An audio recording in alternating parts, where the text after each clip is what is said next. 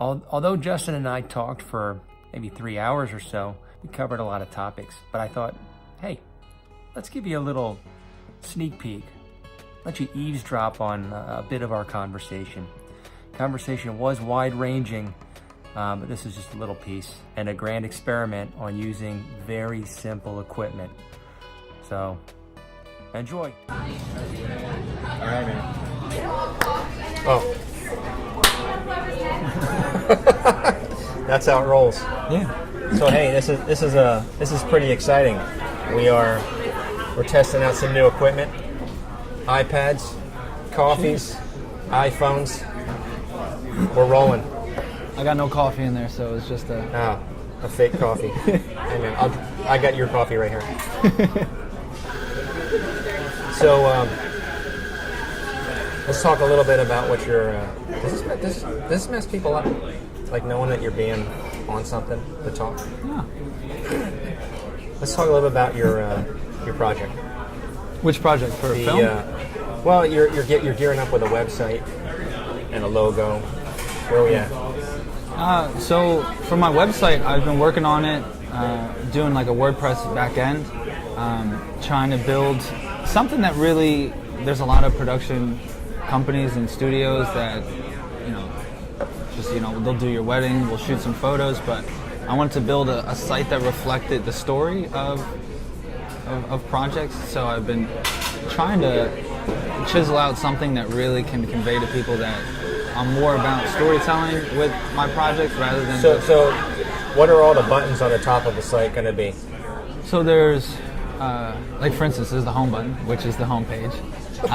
There's cinematography, which breaks into 3 different categories. So you have pre-production, production, and post-production. So when you click on pre-production, it lists concept development, script writing, location scouting, all this casting, all the different steps that are in a pre-production. Production is shooting a film, so it's kind of just cut and dry. Yeah. And then post-production is the editing, color grading, sound design, and things like that. Are you pretty proficient in each one of those steps? Yeah. Or is there a step that you gravitate to, you like more than another? Well, it's all part of the process. So I enjoy every aspect. Like to analyze with cooking. If I could hunt, cook, and then serve, and then actually eat it myself, I'd love the whole process behind it. Mountain man. Yeah. So it's having known all the steps and knowing what goes into it, if I need to give something to someone else, like hire someone to do something, I know with full confidence in myself what I'm asking them and how to best convey the idea. But I do it all on my own now, and in the beginning, I think we have to, right? Right. One man show.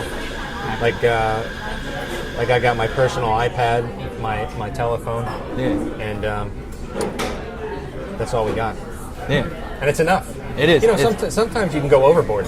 You absolutely can go overboard. But if you're working with a client that wants a certain thing, I think they might frown upon coming there with just a phone. Yeah. Well, and I actually did have the. I didn't get the client, but it was a life lesson, I guess, and essentially was like, we might shoot this on our iPad. What would it cost if you came in and do it? So of course, people want professional quality with consumer prices. Do you think with the right techniques that the average person could discern between a $2,000 piece of equipment and your phone or an iPad? I think the biggest answer, it's more or less where it's the destination of the content. If something is going to someone just lost their bagel, egg sandwich down.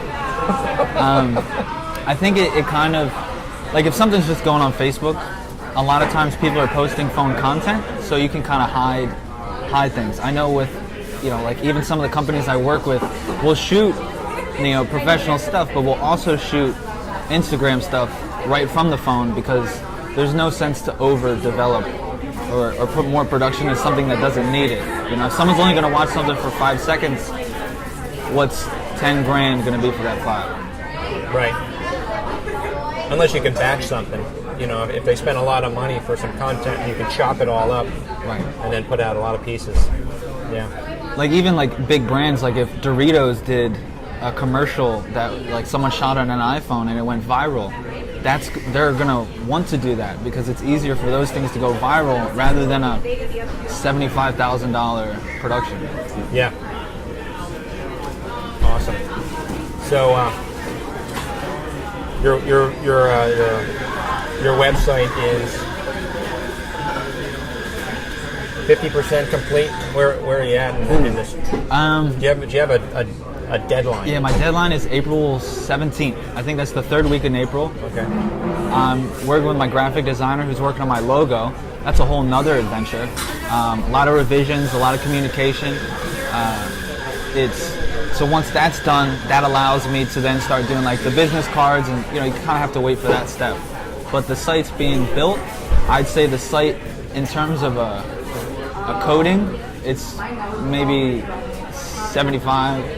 I just have to do a little more writing. I have to do some more editing for my cinematography reel, and which I'm putting some voiceover. It's a little unconventional of a reel, but I can do what I want. So it's like you're the boss. Yeah. So I want to do something that's different. If you do everything that's the same, it's just more of the same. And so it's, all right. Well, why don't we wrap this video up, and we'll just call it like a little intro to getting your business going, intro to a first YouTube podcast / hey man, anyone could run this with your kids' equipment.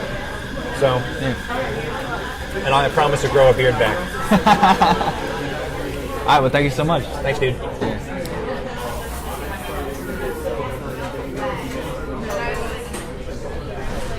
Not bad.